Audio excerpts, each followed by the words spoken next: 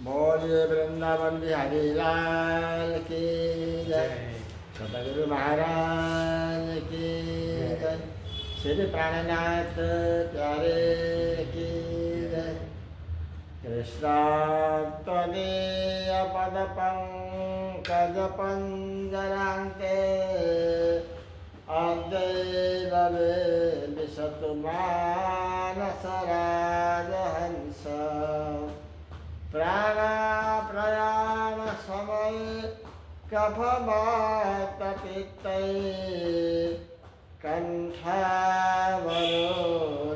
विधौ स्मरणं कुतस्ते कंठावरोधन विधौ स्मरणं कुतस्ते। आदरणीय उपस्थित सधन प्रेमी धर्म निरागी धन प्राण सुंदर साजी भक्त समुदाय सबके प्रति करबद्ध प्रणाम। आज भी अब आपके समक्ष एक विराट पुरुष के बारे में थोड़ा बहुत चर्चा करेंगे। कल हम लोग 7 स्वर्ग यानी पाताल से लेकर के भूलोक तक आए, भूलोक से भूवर्लोक गए यानी पितरलोक गए, पितरलोक से ऊपर स्वर्गलोक गए, स्वर्ग से ऊपर अब यहाँ पर ध्रुवलोक है। जिन ध्रुव को भगवान विष्णु ने ओम नमः भगवते वासुदेवाय ये 12 अक्षरी मंत्र को जप करने वाले जो ध्रुव जी हैं उनको यहाँ मिला। और यहाँ से यहाँ तक कल्पांत स्थायी है, यानी भगवान ब्रह्मा जी का एक दिन तक को कल्पांत कहा जाता है। तो कितना वर्ष का होता है? सत्य त्रेता द्वापर कली, सत्य त्रेता द्वापर कली करते करते 1000 बार घूमने से ब्रह्मा जी का एक दिन होता है। तो यहाँ उनकी आयु यहाँ इतना है और यहाँ तक कल्पांत है। इसके नीचे जितने भी है नित्य नैमित्तिक प्रलय में समाप्ति हो जाते हैं और यहाँ से ऊपर ये सारा प्रकृति प्रलय में समाप्ति हो जाता है।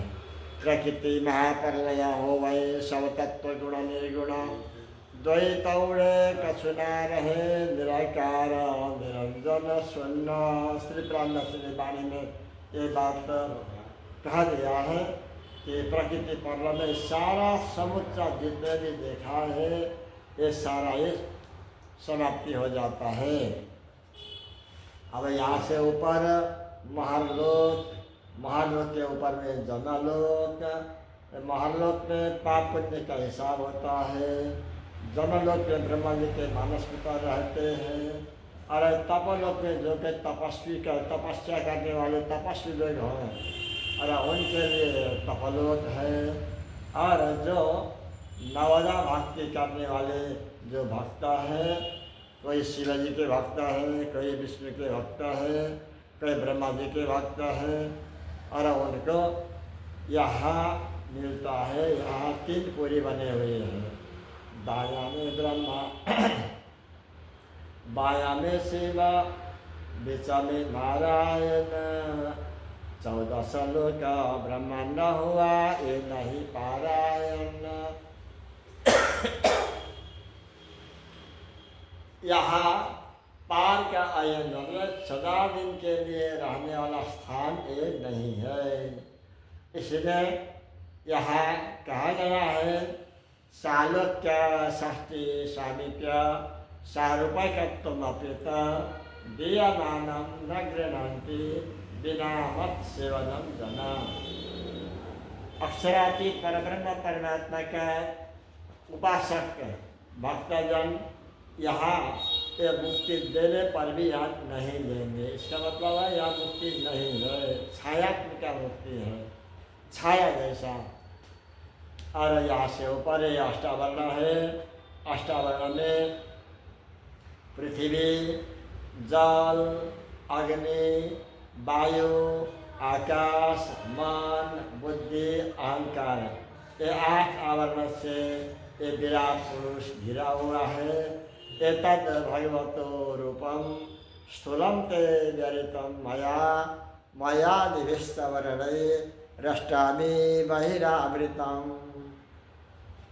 सुखदेव जी ने राजा परीक्षित को कहा है एतद् भगवतो रूपम, यही भगवान का विराट स्वरूप है। और ये इनका जन्म हुआ था, उनका निधन भी हजारों लाखों करोड़ों वर्ष पीछे कभी न कभी इनका भी अंत दिन आता है। इसलिए यहाँ अपना घर नहीं है, अपना मुक्ति का स्थान नहीं है, मोक्ष का स्थान नहीं है। भगवान श्री कृष्ण ने कहा आ ब्रह्मन भुवना लोके पुनरावर्तिनोर्जुन मामोपेत्य कौन्तेय पुनर्जन्म न विद्यते। हे अर्जुन, ये तो सारा पुनरावर्ति का क्षेत्र है। आ ब्रह्मन भुवना लोके पुनरावर्तिनोर्जुन, आना जाना चलता ही रहेगा। और माम उपेत्य, मेरे को प्राप्ति होने के बाद में पुनर्जन्म न विद्यते, पुनर्जन्म नहीं होगा। ये वैकुंठ लोक तो भगवान विष्णु का है। इस श्लोक से भगवान विष्णु और श्री कृष्ण में भी पार्थक्यता यहाँ समझना पड़ता है। और यहाँ भगवान विष्णु को प्राप्ति हो करके उनको जन्म और मरण सदा के लिए छुटकारा नहीं होगा। भगवान श्री कृष्ण बोल रहे हैं गीता में, माम उपेत्य, मेरे को प्राप्ति होने के बाद में मात्र पुनर्जन्म न विद्यते, पुनर्जन्म नहीं होगा। इसलिए भगवान विष्णु में और कृष्ण में अंतर है। भगवान विष्णु भी श्री कृष्ण का आराधना करते हैं और ये आदि नारायण तो करते ही हैं कि इन्होंने जब इनको श्री कृष्ण ने दर्शन दिया, श्री कृष्ण के साथ उन्होंने कहा बरो में तत्पदाम भोजे भक्तिर्भावतु निश्चला। हे परमात्मा, आपका भजन मैं सदा दिन कर सकूं, कभी भूलूं नहीं, ऐसा उन्होंने कहा है। इसलिए जो पद नारायण भजे ब्रह्मा विष्णु महेश, महाविष्णु मंचित सदा मोहे पहुँचावा देश। जिस पद को नारायण, ये हिरण्यगर्भ, ये विराट पुरुष भजते हैं, उसी पद को भगवान ब्रह्मा जी, विष्णु और शिव जी भी भजन करते हैं। तो वो करते हैं तो अपने के लिए करना चाहिए, उनका ही, वही परब्रह्म परमात्मा का ही भजन करना चाहिए मोक्ष के लिए। इसलिए भगवान सुखदेव जी ने ये भी कहा है कि कोई निष्काम से हो चाहे सकाम से हो, और परब्रह्म परमात्मा उत्तम पुरुष का ही भजन करना चाहिए मोक्ष के लिए, ऐसा कहा है। अकाम सर्वकामो वा मोक्ष काम उदारदे तीव्रेण भक्ति योगेन यदेता पुरुषम परम। हे राजन, जो मोक्ष चाहता हो, जो बुद्धिमानी मनुष्य हो, उसको अकाम सर्वकाम वा, जहाँ तक बन सके अकाम निष्काम होकर के भजन करना चाहिए। निष्काम न हो सकता है तो सकाम से भी करे तो वो परब्रह्म परमात्मा का ही भजन करना चाहिए, ऐसा श्रीमद् भागवत का आदेश है। और इसके ऊपर में या अष्टावर्ण, और ये अष्टावर्ण के ऊपर में ओमकार है, ओमकार के ऊपर में गायत्री है, गायत्री के ऊपर में वेदांत, ये मोहतत्व है, मोहतत्व के ऊपर में 7 शून्य है, 7 शून्य से पार होकर के महाशून्य है। तो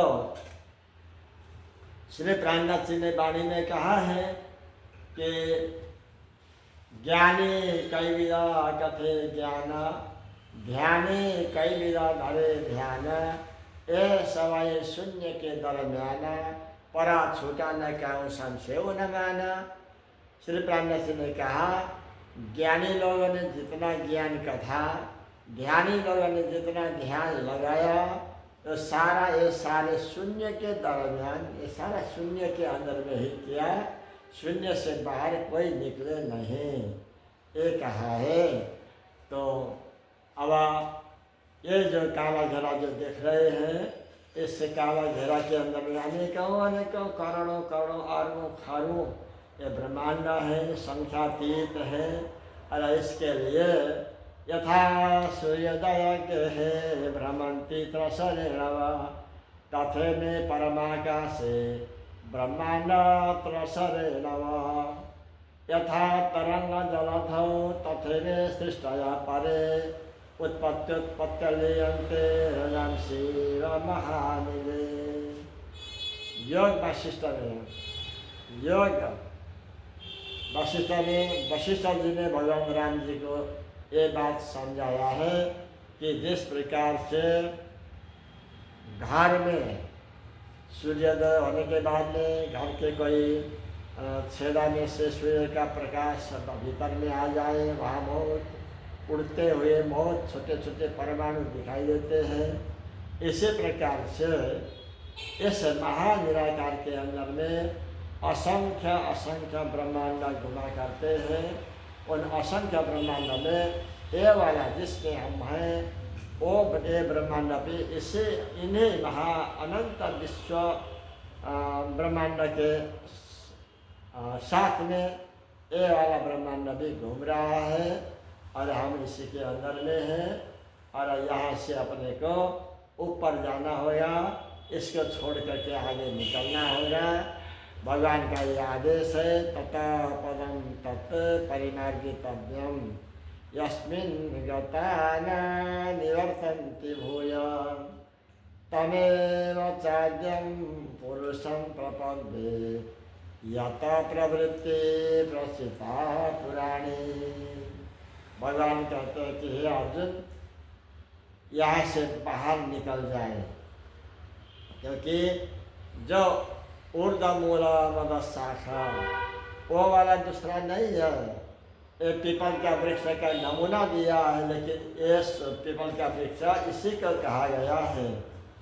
और ऊर्ध्वमूल मद शाखा अश्वत्थम प्रावरव्ययम छंदांसी यश पानानि यस्तम वेद से वेदनिवीत।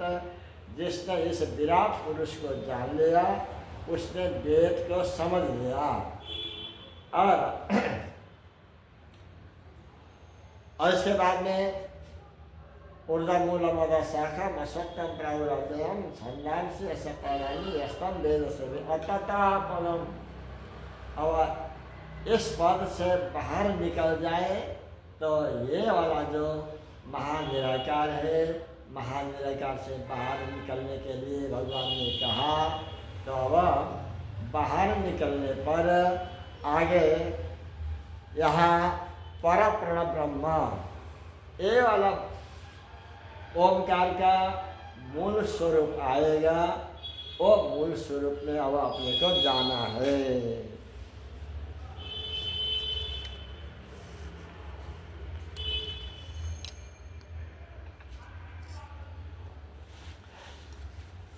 उसका मूल स्वरूप ये वाला है, और